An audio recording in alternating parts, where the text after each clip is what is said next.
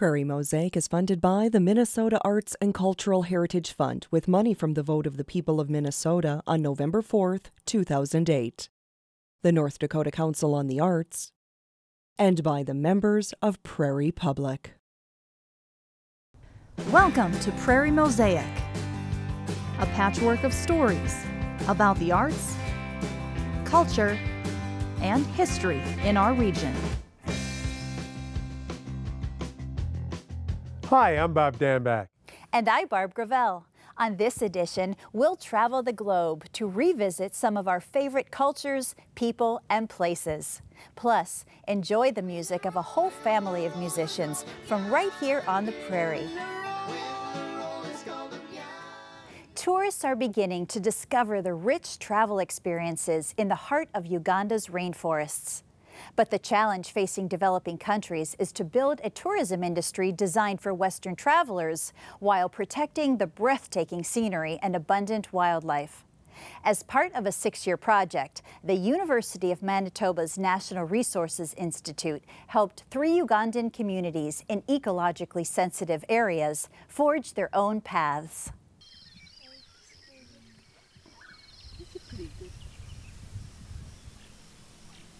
I'm currently wrapping up a 6-year CETA project in Uganda where we're working to enhance rural livelihoods with sustainable tourism.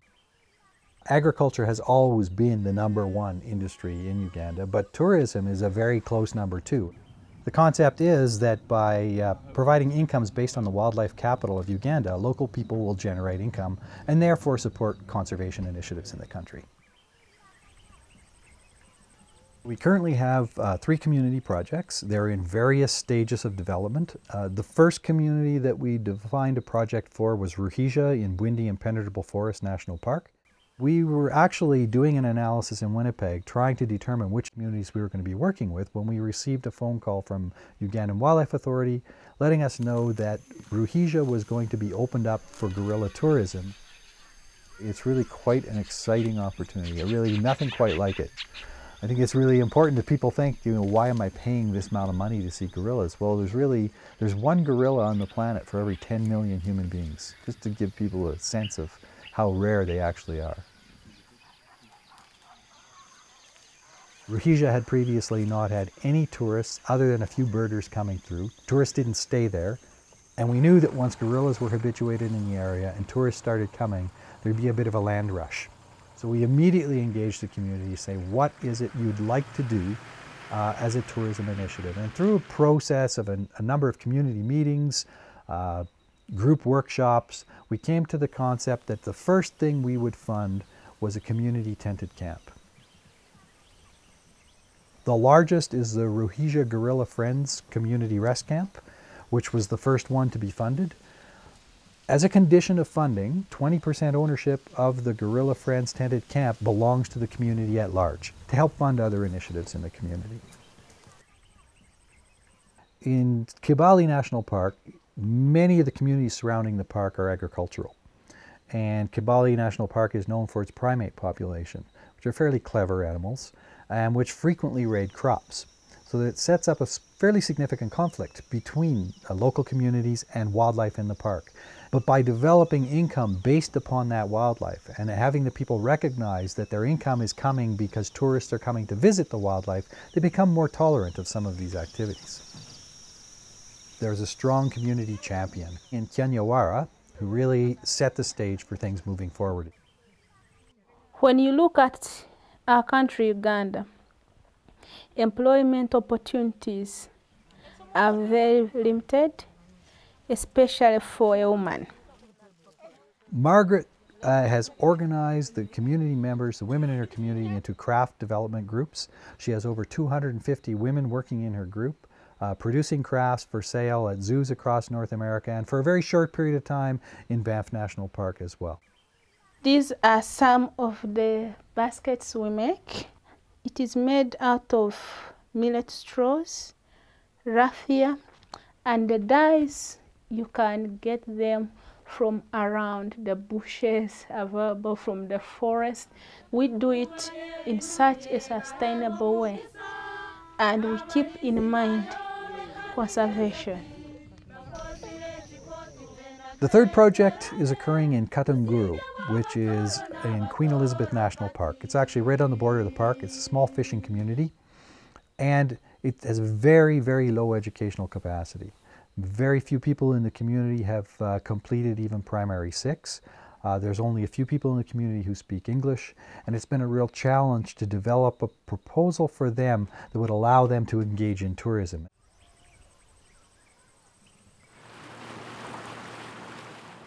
Early on in our discussions with that group, we were able to work with Ugandan Wildlife Authority and got permission for them to operate a boat launch on the channel, which had the potential to generate a lot of income, but would be very costly to get started and very difficult to bring that community up to the capacity where they'd be able to manage it. It's still there as a possibility for the future as they begin developing other initiatives. But for the time being, the women actually decided what they'd like to do and what they felt comfortable doing was taking some of the land that they have been given by the park, rehabilitating it, it's a former sand and gravel quarry, and turning it into a hostel for Ugandan school children who visit the park, which seems like a very good idea given the fact that they speak the local language. The students from the Ugandan schools will be speaking the local language, and they won't have to raise the expectations in terms of what their deliverables are.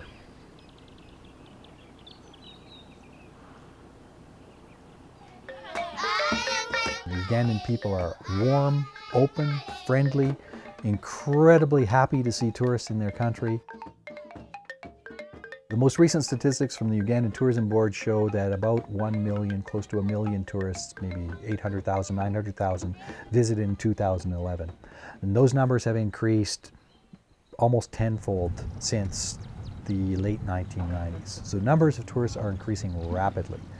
Some of our research shows, however, that a lot of those tourists aren't the typical nature-based tourism. About 50% of them are actually here as volunteers, working in the country with NGOs, religious organizations, etc. And probably only about 25% are actual nature tourists. So what that says to me is that there's tremendous potential to expand the nature-based tourism offerings in Uganda.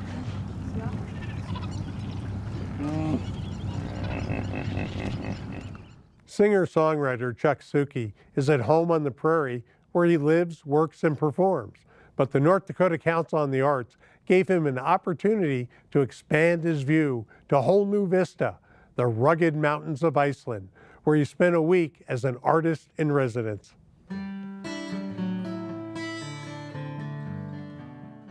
When I look up at that blue sky across the prairies, it's always changing. It's ever-changing blue. Do you think there's a color called ever-changing blue in here? The North Dakota Council on the Arts offered me a chance to go to Iceland and be an artist in residence in a school. When you write songs, at least when I write songs, it's a lot like painting a picture or taking a photograph. Ever-changing blue and ever-flowing green are colors that belong to those who are open to their hearts. They can belong to anyone. Ever-flowing green. Over the week, I thought we'd try and write a song together. We'll come up with some ideas. So I want you to be thinking about it. It sounded a little bit scary and uncertain, and I thought, well, it's an opportunity that's probably not going to present itself again. So, and I'm in reasonably good enough shape to do it, I think. So let's see what happens. You know, remember what chorus is? Chorus is like an easy to remember part of the song. It's like the hook. The classroom experience that I've had before, maybe it's been a day-long residency, so I'd have to expand my curriculum, if you want to call it that. I've got 4 groups that we are trying to write songs. Second verse again. Each group has a song to present to the community on Thursday evening at a community concert. And so in the process, I've been sharing what I know. And this part we're doing now, that's called an interlude. It just kind of, we take a little break. Ice. Creation. Device. Okay, we're going to do this just for working sake so we have some syllables to play with. I've got a lot to offer and it feels good and I'm having fun now. And it's a revelation to me too, the teaching experience, how I've never really thought of certain aspects of what I do as a resource, and yet they are. And that's kind of a new mirror. And yet I'm trying to break through that and break down the barriers and bring them out. Simply fly. As I've been trying to tell them to reach across to that other world that we can't see, that art lets us bring into this world. That's what I'm trying to do. And bottom line, they just think they've got a crazy 62-year-old on their hands here. And I love it.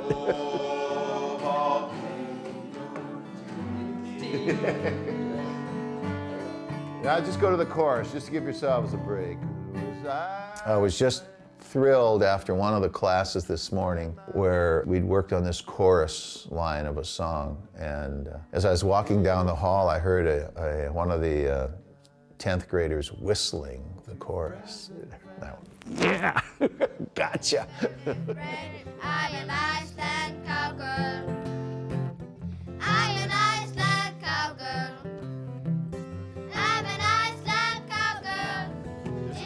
I love, where my heart is found, a place I love, made the burning ground, where my heart is found, fire, ice, creation, device, Iceland, my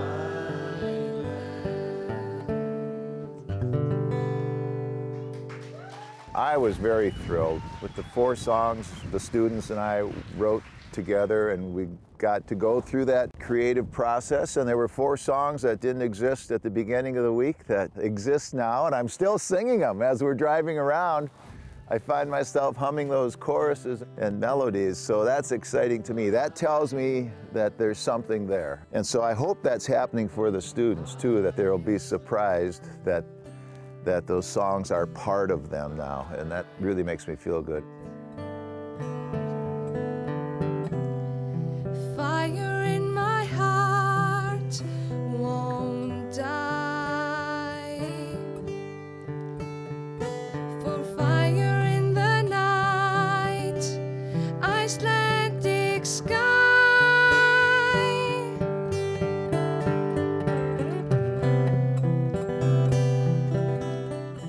If there is a job title for an artist or a poet or a songwriter, I think it's to absorb the energy of place and somehow let it be known to others. And hopefully we did that. We're doing that. I'm trying.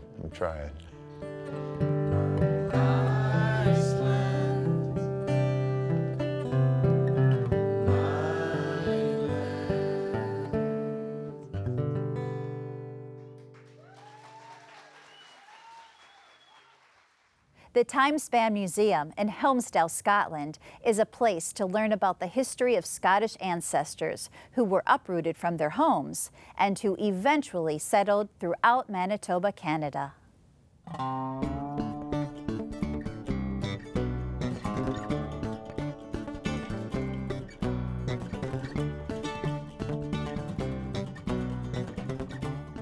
The museum itself tells the story of the clearances and immigration from here. It also tells the story of the sea fishing, the herring boom here, and also river fishing, the Kildonan gold rush, and also our earlier history in the prehistory, Helmsdale Castle, and all the prehistory that there is. I mean, people have been settled and farming and living in this area for at least 6,000 years.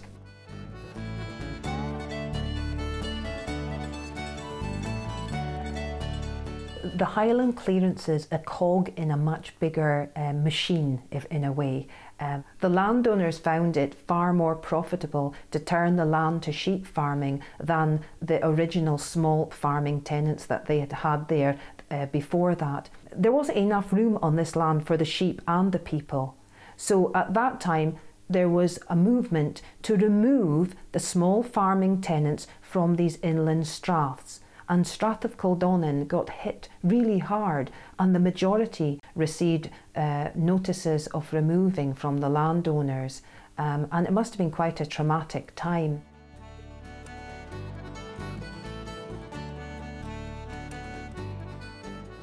There are many thousands of footings, we call them, of these longhouses and other buildings associated with the townships. Now, because the houses were taken down for the incoming sheep farmers, because it didn't make sense to have these houses around when you needed the land. So today, what you see on the landscape in the Heather Moorlands, you see it's a kind of blueprint on the ground. It's rows of stones in the shape of long rectangles, and that gives you the shape of the longhouse. So that's what we look for. And you see other blueprints, the shapes of barns and outbuildings and corn drying kilns. So once you get your eye in, you kind of spot them everywhere. A place that we wanted to excavate. We had a pilot community excavation, and we have I think about 6 different longhouses in this little township, and they're quite visible. Just you can see the footings of the longhouses and various other things that are associated with the township, like a corn drying kiln and tatty pits, are all still visible after 200 years. And so I became involved in the excavation recently, just a couple of weeks ago, and found myself cleaning a beautiful cobbled floor that was found in one of the longhouses. The archaeologists were delighted with all the finds after this excavation, and are very, very keen to see if they can find funding to extend this excavation, come back next year and do some more, or even a bigger study. We weren't really expecting to find too much, but I myself, when I was digging away, found something that was green and sharp, and I thought, oh, it must be a piece of a bottle, and it went on, and I was digging away and realised it was copper, and it was covered in rivets. So when it was dug out, it was a piece of a whisky still, or at least we think it is.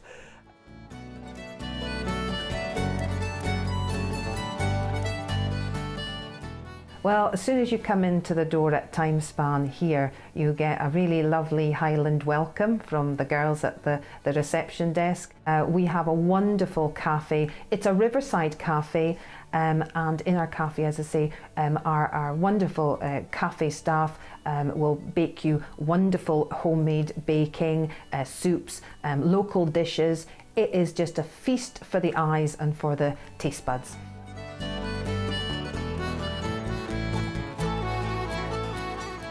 Our gift shop is just a wonderful place if you're looking for something just that little bit different to take back with you. Handmade crafts, that high quality jewellery, scarves, hats. It's just an amazing place. If you actually go into our museum, we also have reconstructions of a croft house, a late 19th century croft house, a smiddy, a blacksmith's, and that was a very key place in the village. That's where all the gossip and news was related to everybody. And would you even believe smiddies even pulled your teeth, cut your hair and married you?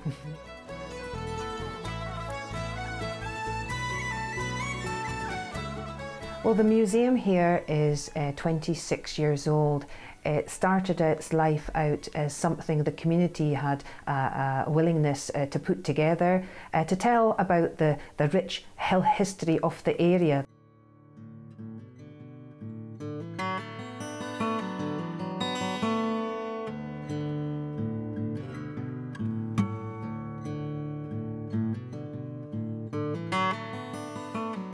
Some of our artists in residence have included Carlin Leffley. Now, Carlin's exhibition Realm is fascinating.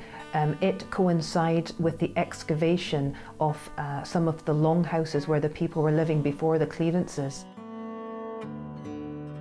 But those croft houses in our landscapes now a lot of them are derelict. And Carlin has gone up to these croft houses, and she has taken photographs of the houses during the process of becoming deteriorated.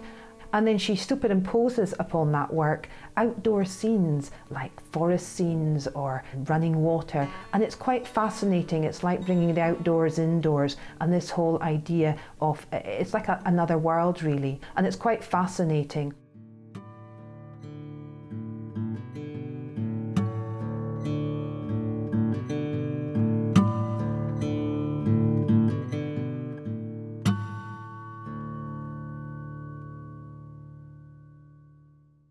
The Benson Family Singers of Faribault, Minnesota are a true testament to the unity that music can provide when enjoyed with loved ones. Their passion for performing gospel music is apparent in each heartfelt song. Low down the chariot, let me ride. Why don't you low down the chariot, let me ride. Hey Lord, you low down the chariot, let me ride. Low down the chariot, let me ride. Low down the chariot, let me ride. Why don't you low down the chariot, let me ride. Low down the chariot, let me ride. Low down the chariot, let me ride. Ride on, ride on, King Jesus. Ride on, King Jesus. You ride on, ride on, the conquering King. I wanna go to heaven in the morning. Ride on, King Jesus. Ride on, King Jesus. Ride on, the conquering King. I wanna go to heaven in the morning. I've been trying so hard to make it out through. You know I'm trying to live the way you want me to. I wanna say goodbye to all the sin inside. I don't wanna miss that great glory ride. So when you break out through that golden sky, please slow it down, don't pass me by. Swing that chariot way down low. I wanna go, go, go. Ride on, King Jesus. Ride on, King Jesus. Ride on, the conquering King. I wanna go to heaven in the morning. Ride on, King Jesus. Ride on, King Jesus. Ride on, the conquering King. I wanna go to heaven in the morning. oh, low down the chariot. Let me ride. Low down the chariot. Let me ride. Low down the chariot. Let me ride. Low down the chariot. Let me ride. Oh, low down the chariot. Let me ride. Low down the chariot. Let me ride. Low down the chariot. Let me ride. Low down the chariot. Let me ride.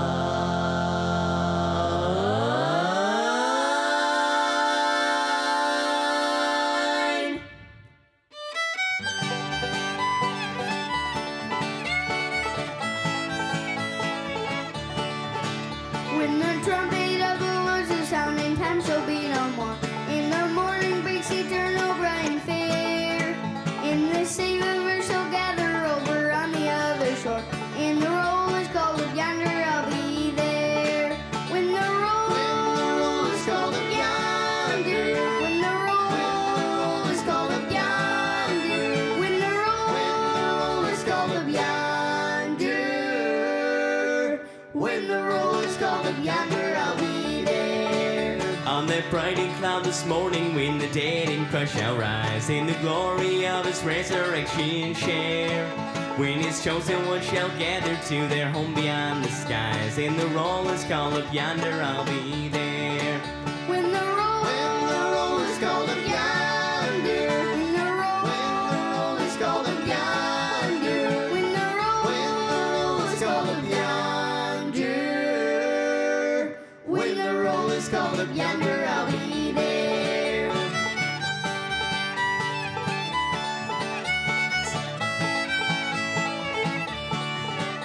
Let us labor for the Master from the dawn till setting sun. Let us talk of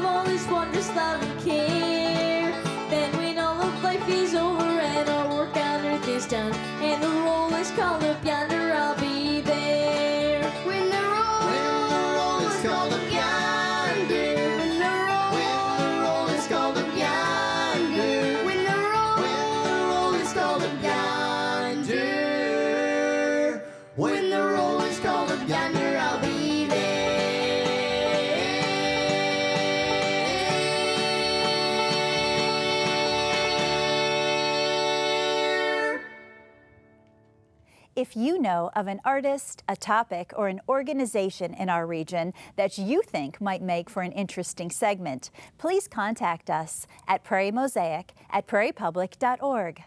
You can watch this and other episodes of Prairie Mosaic on Prairie Public's YouTube channel, as well as follow Prairie Public on social media. I'm Bob Dambach.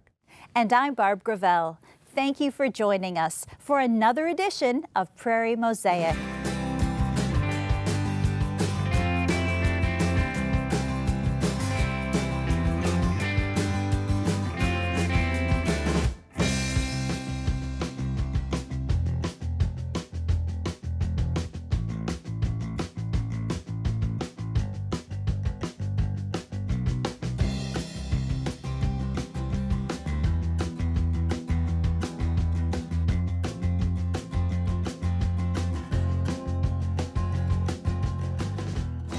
Prairie Mosaic is funded by the Minnesota Arts and Cultural Heritage Fund with money from the vote of the people of Minnesota on November 4th, 2008, the North Dakota Council on the Arts, and by the members of Prairie Public.